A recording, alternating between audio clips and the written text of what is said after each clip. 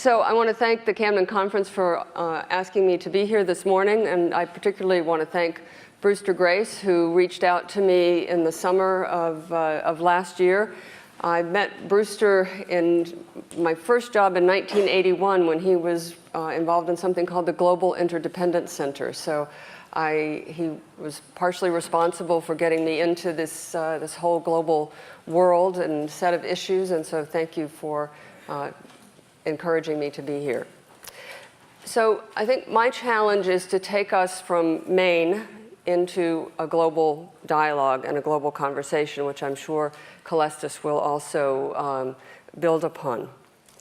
The challenge before us today is to increase global food supplies by 60% to feed 9 billion people in 2050. This is as great a challenge as faced us in the early 1960s at the beginning of what we call the Green Revolution. The Green Revolution was initially focusing on Asia, particularly India and China, where countries had suffered from very severe famines. And agricultural researchers worked to develop new varieties, new high-yielding varieties of 3 major crops, rice, wheat, and corn, which was supported by improved plant breeding, but also by mechanical and chemical inputs, such as irrigation and fertilizers. The gains achieved were tremendous. As you can see from the chart on the bottom there, we more than doubled yields and doubled food production in the short space of 40 years. This Green Revolution jump-started economic development in India and China and reduced the global proportion of hungry people by 10%. But these gains came at a price. The overuse of agricultural chemicals polluted groundwater, thirsty crops depleted aquifers, and heavy machinery compacted and degraded soils. The agricultural production model that was espoused by the Green Revolution also vastly simplified diets. Of the 7,000 edible plant species that we know of in the world, the Green Revolution focused on 3. The rationale was simple. These were staple crops. They formed the basis of most people's diets. They supplied the most calories, and at that point in time, we thought calories were all that we needed to ensure that we didn't have starvation. Partly as a result of these investments, which were made by the international research for development community, and partially as a result of investments that came from rich country governments and the private sector, we now get over 50% of our calories from those 3 crops. 50% of our calories from rice, wheat, and corn. Traditional foods that were often high in nutrients and resilient to climate shocks and variable weather patterns were replaced by these 3 staple crops as research investments led to dramatic gains in productivity and as governments subsidized seeds and fertilizer and irrigation systems. During that time, little to no research was done on these traditional crops like millet, quinoa, and amaranth. And these are Bolivian grains, amaranth in particular. So now we find ourselves in 2014 facing a different set of challenges. We still have 150 million people who are hungry, but we also have 1 billion people who are facing obesity and hundreds of millions of people who are dealing with micronutrient deficiencies. We still need to continue to increase productivity in order to feed the 9 billion people I mentioned by 2050, but we need to do so in the face of global climate change. According to some estimates, we are already losing 40 million metric tons of grain production a year due to climate change. By 2050, according to researchers in the consortium that my organization is part of, yields in Africa are predicted to decrease by 15%, and in Asia, yields are projected to decline by 18%. So climate change represents a huge, unknowable, and unmanageable risk to the global food security system. In the financial markets, we know that the best risk management strategy is not to bury our heads in the sand and pretend that the financial markets don't exist, nor is the best strategy to put all your money in credit default swaps. The best strategy is to diversify. Diversification minimizes risks and leads to greater long-term security. So just as in the financial sector, the agricultural sector also needs to biodiversify. So before I go on, just what is agricultural biodiversity? When you talk about biodiversity, most people think about lions and tigers and rhinoceroses and orangutans, and maybe they think about butterflies and birds, but rarely do they think about the 3,000 varieties of quinoa, the 1,000 varieties of bananas, and the 6,000 varieties of millet, not to mention peppers, mangoes, and maize. These are vast genetic assets that we can deploy to help cope with the risks that we are facing from climate change. So I'd like to talk today about a few specific ways that my organization, Bioversity International, is exploring how to use agricultural biodiversity to minimize the risks of climate change. So first of all, we work primarily with smallholder farmers in developing countries. This map is an overlay of crop richness, which is there in the green, and areas of high poverty. And you can see in the orange areas are where there's overlap between both high crop richness and high poverty. And in reality, small farmers are basically the people who steward the remaining biodiversity we have in the world. They are also the people who produce most of the food that is consumed locally.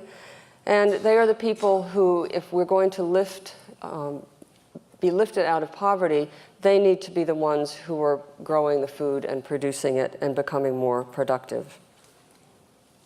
So this map shows the areas of the world that will have future climate conditions that are similar to current climate conditions in other regions. So Shanghai in 2030 is going to experience weather similar to the conditions in the eastern United States, hopefully not like we had last night, in 2011. So this implies that the crops growing in Virginia now, or New Jersey now, may be able to grow in Shanghai in 2030. So one way to fight climate change is actually not to fight climate change. One way to fight climate change is to identify crops that will grow in the future climate and ensure that we have the skills and the knowledge to grow them in those new places. We're already seeing some of this reaction right here in the United States. Farmers throughout the Midwest are starting to turn to produce sorghum, which is called the camel of crops, instead of corn, to deal with the lack of water due to drought and falling water tables in the Midwest. Some of the work that we do in my organization is actually to look for these so-called climate analogs. And these are crops that are now growing in one particular weather pattern that can be transferred to other areas when we see that the future is evolving towards that weather pattern. Assessing whether some of these forgotten crops of the Green Revolution, like sorghum, millet, quinoa, and amaranth, can better cope with the climate change that is to come, and investing in the yields of these crops is one important climate change diversification strategy.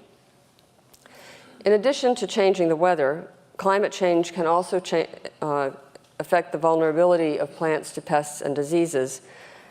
And we know that crop uniformity lowers resistance to pests and diseases. In China, we have been working with farmers to investigate whether we can decrease the vulnerability they have to a disease called rice blast by simply planting 3 varieties in one field instead of 1 variety. And the chart on the upper left-hand corner there demonstrates that simply by planting 3 varieties in a field, you reduce the damage index from 12 to 2. And we have similar results on beans in Uganda and maize in northern China. So another set of work that my organization does is around helping farmers adapt to climate change in their own region. We have a very unique program, I think, called Seeds for Needs, where we work with farmers, like this lady here who I met in Bihar last year, to identify varieties that are already existing in their gene bank, but sometimes that they haven't used in 30 or 40 years, to see if there are varieties that are better suited to their climate, to their weather conditions, than what they are being given by local seed suppliers. We are beginning to partner with companies like Barilla when we're doing work in Ethiopia on durum wheat to make sure that we can have varieties of durum wheat that will grow in Ethiopia. We're also partnering with the International Fertilizer Development Organization to start to learn more about how we can improve the agronomic practices for some of these crops like millet that weren't grown in the Green Revolution or weren't focused on the Green Revolution. Again, to reintroduce these crops that are more resilient to climate change.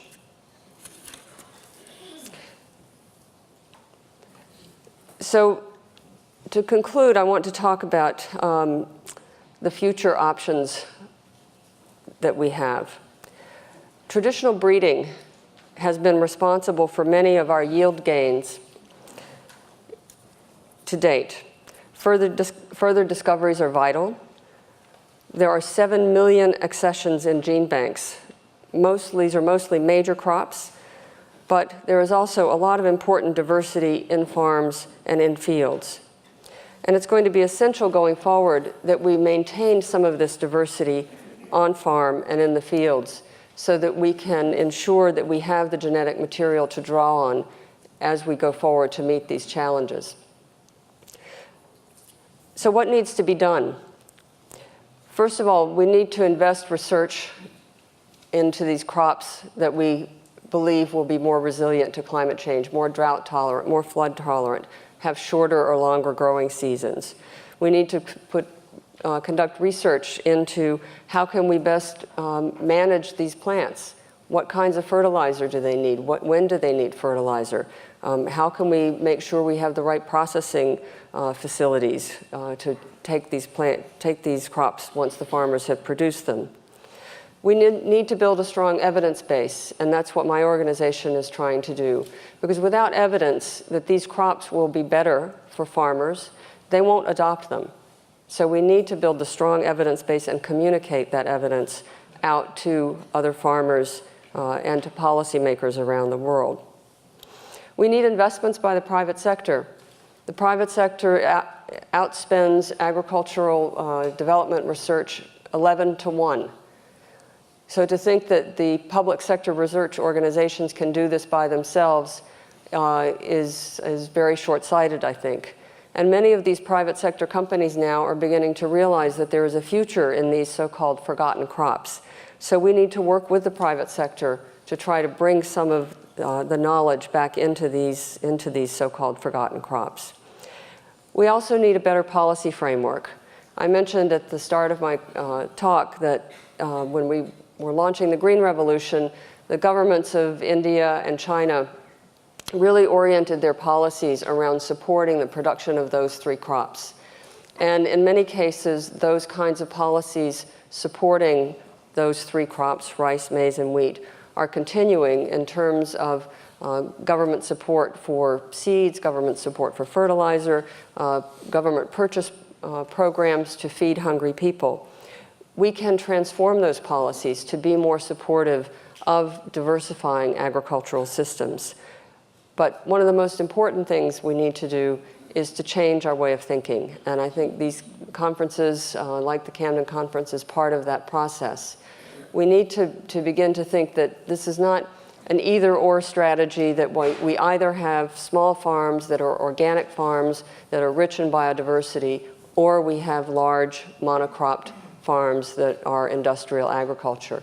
We need to change our thinking, change our paradigm, so that we are learning how to incorporate the benefits of agricultural biodiversity and the benefits of some of these production practices into modern agriculture so we can get the kind of yield growth and productivity growth that we know we need to feed 9.5 billion people. Thank you very much.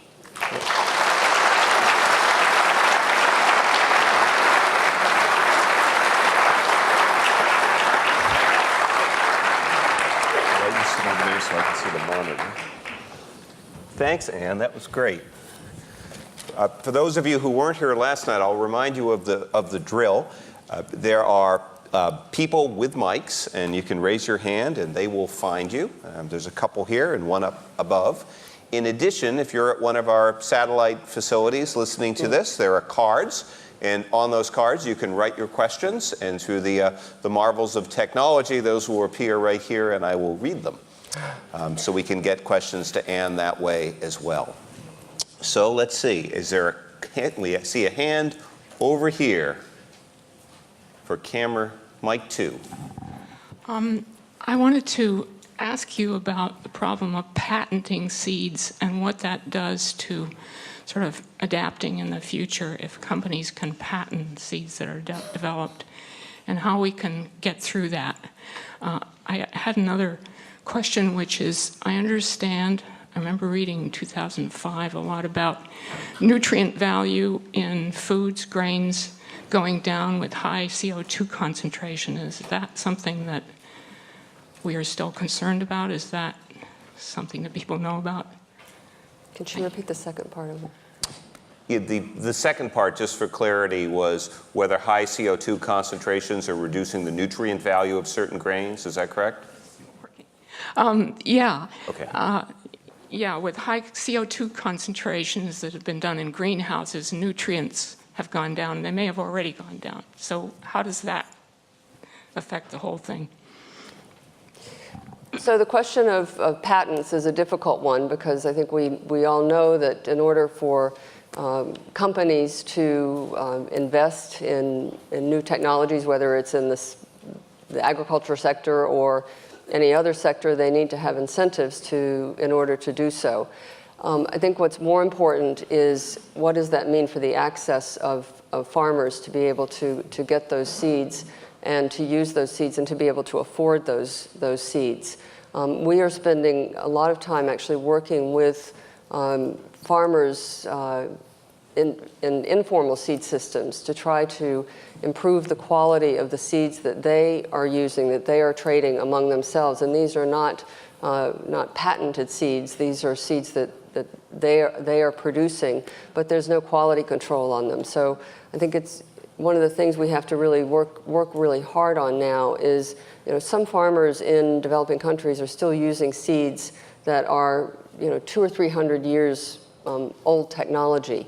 And we're never going to get the yields increased in those countries unless we can bring in modern and improved varieties that have good quality.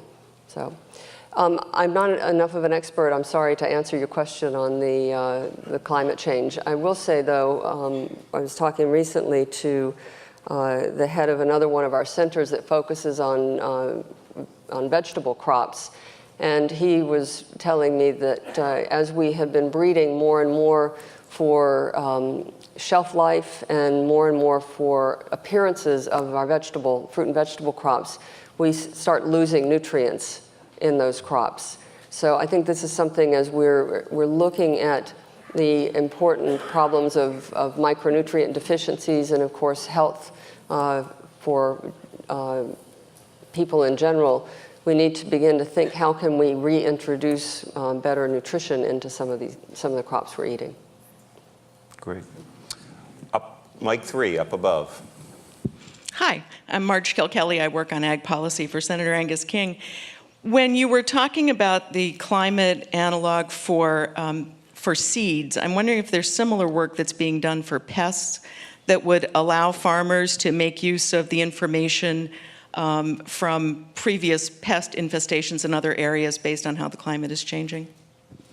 Again, we are not doing that work, but I'm sure it is being done. I have seen maps that are projecting where different kinds of pest infestations will happen because the changing climate is occurring. And that's another very important point, that we need to help farmers anticipate what kinds of pests they're going to be experiencing as their climate's changing. Great. We have a question in the back here. Mic 2. A simple question. Would you comment a little bit on how the Farm Bill, which we recently passed in our Congress, impacts on the things that you want to see happen in the world, or at least in the U.S.? You know, one of the reasons I moved to Rome is because I didn't want to work on another U.S. Farm Bill.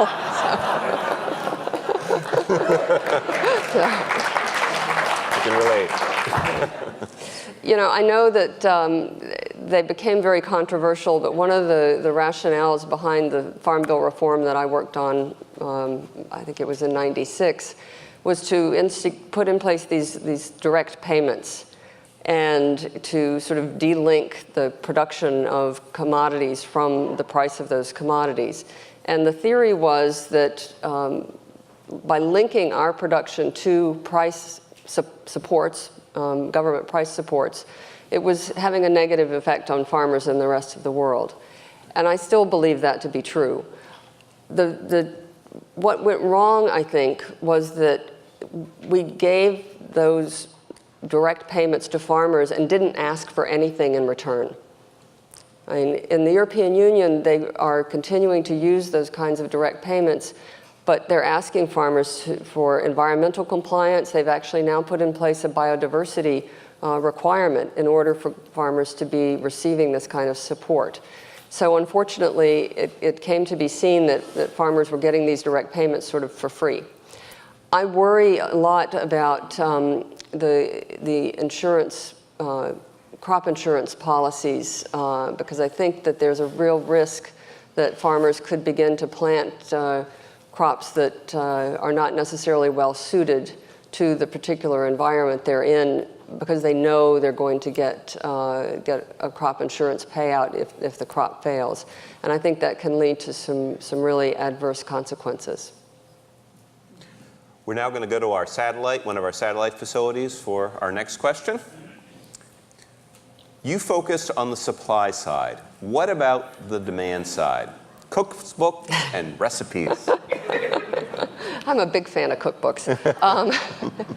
So I didn't focus on the demand side, but let me talk about that a little bit. I did mention that malnutrition and obesity is a growing problem in our world, and in fact a growing problem in developing countries. This is not just a rich country phenomenon. And many of the crops that I was talking about are in fact more nutritious than the ones that have replaced them, but they are often seen as poor people's crops, and they often are very difficult to process. And so we've done some interesting work. I'll cite a project that we did in Kenya, working with women's cooperatives on reintroducing African leafy green vegetables into the diet. These were greens that had been displaced by kale, which was less nutritious. And we worked with these women's cooperatives to get varieties that would grow well. We worked with the women's cooperatives to develop a production for these leafy green vegetables. But what was really important was that we worked with the Kenyan Parliament to start serving these leafy green vegetables in the Kenyan Parliament. We worked with prominent chefs in Nairobi to get them to put these products on their menus. And we worked with one of the major supermarkets in Nairobi also to get these products into shops.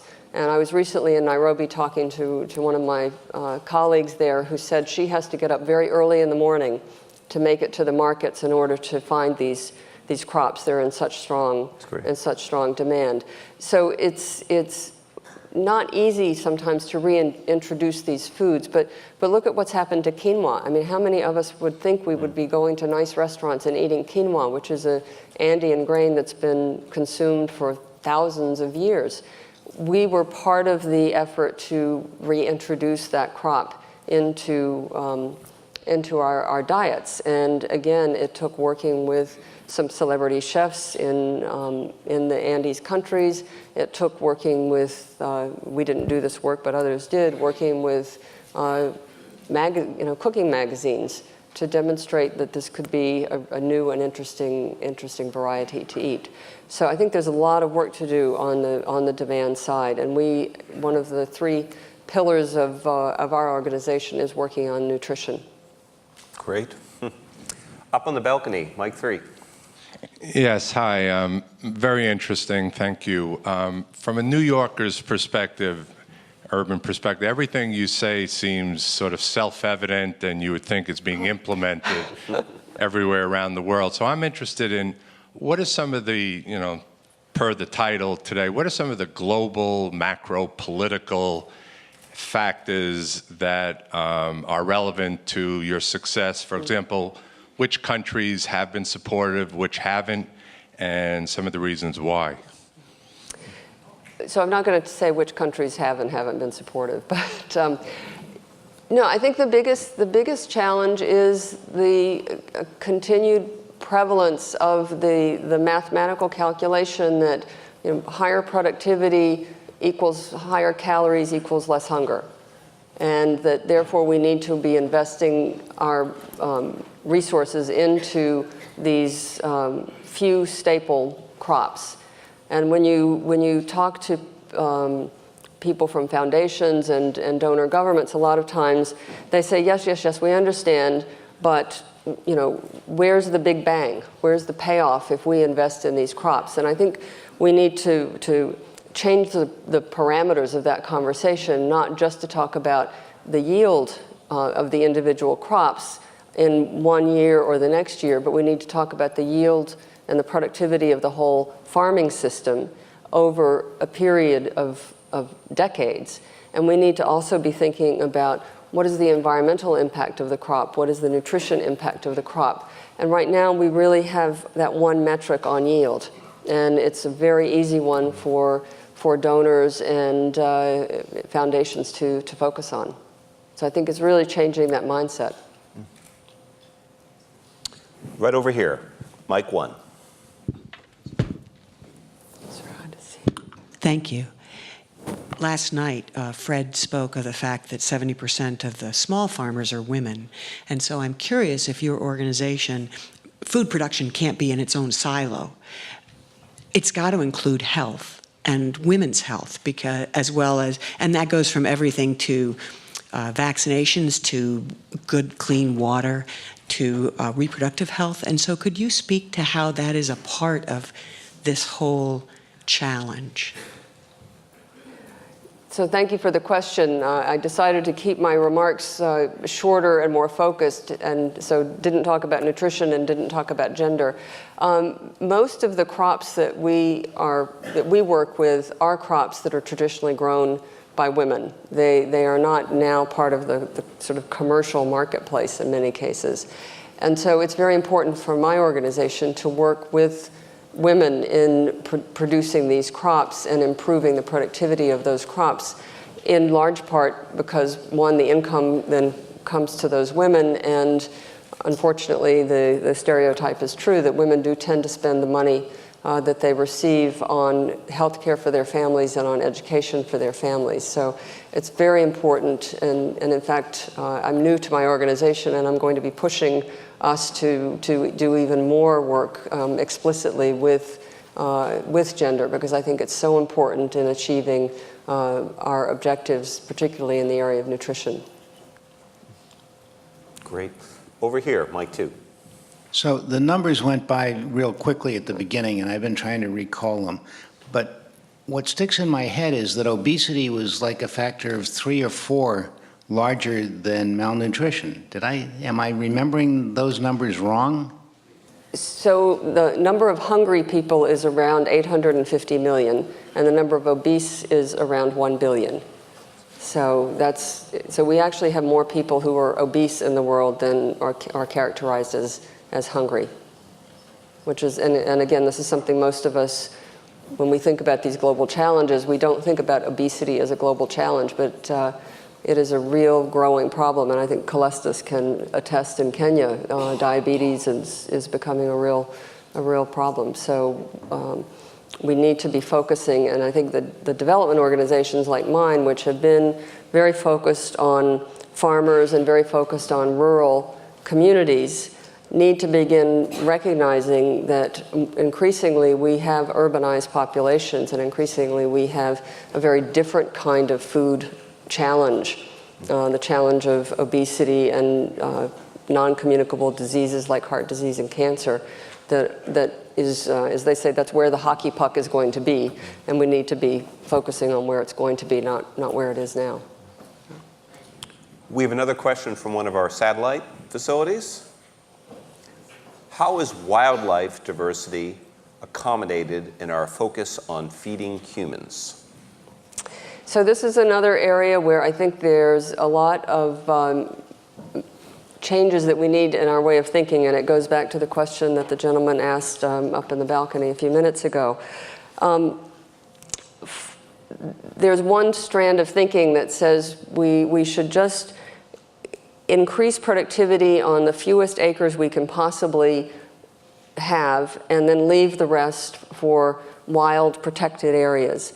And increasingly the conservation community is beginning to realize that simply by having sort of protected lands that are, quote, pristine and leaving agriculture aside is not a long-term solution to a more sustainable world. So they are starting to recognize that the conservation groups, that they need to work with the agriculture sector and not against the agricultural sector, which has been kind of the standard operating procedure for such a long time, to have more of an integrated approach.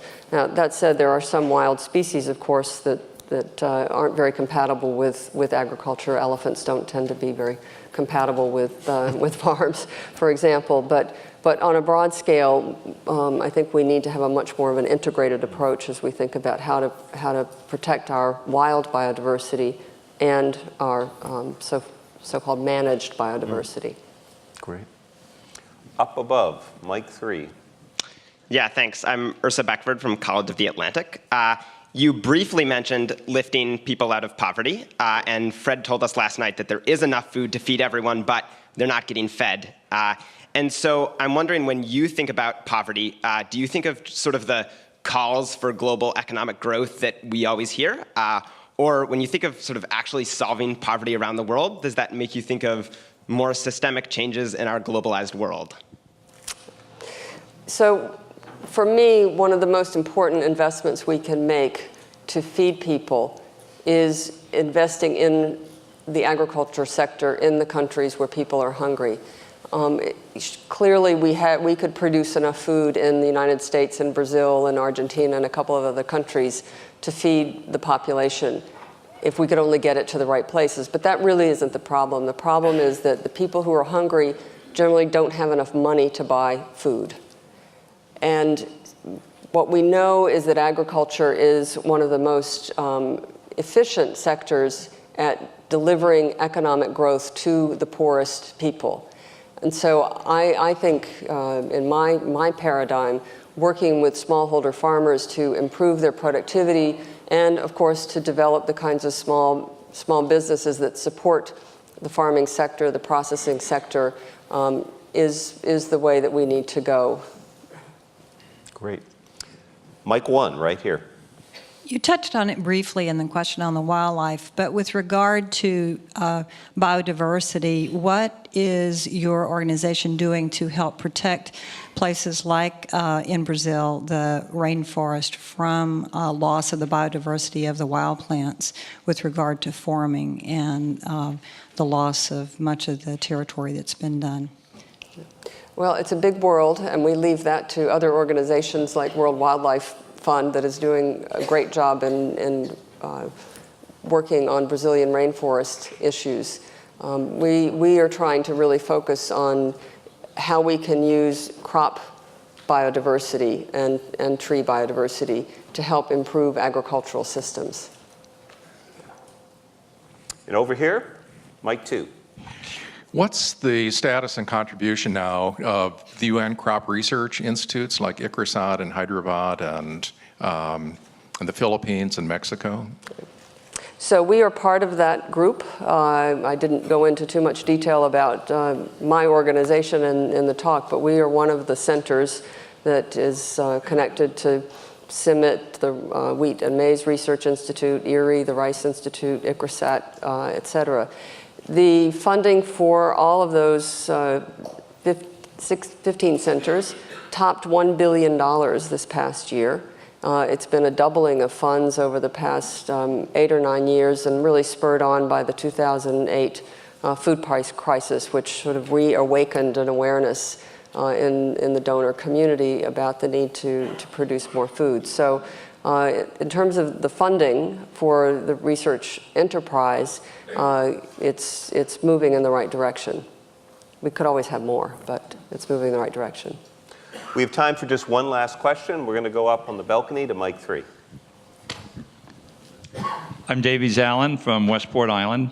At the risk of getting back into the weeds, I wanted to talk about foreign policy again. What, in your opinion, would be the resulting metrics if we stepped away from subsidized of agriculture in the United States entirely?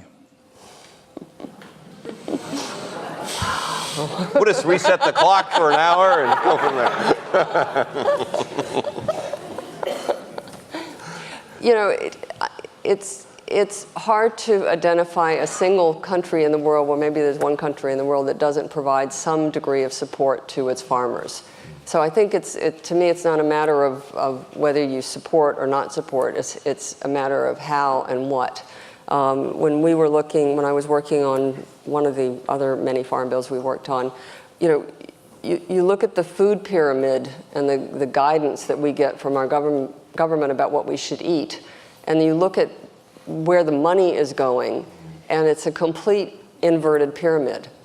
And we are not supporting research in fruits and vegetables, for example. We're not supporting improved food safety systems in those areas. So I think it's not a question of how much, it's more the what and the how, and what are the impacts going to be on consumers. And I think this is the other thing in the U.S. Sort of policy mindset is very similar to the one I was describing. It was, let's produce the most number of calories, and I think we need to start thinking about producing nutritious calories. I just have to ask, what's the one country that doesn't provide support for their farmers? New Zealand. New Zealand? Yeah. Interesting. Yeah. So. Great. And they probably provide something, but they claim to be pretty pure. Yeah. So, interesting. Yeah. Well, great. Thank you so much, Anne. Fantastic. Really appreciate it. Great.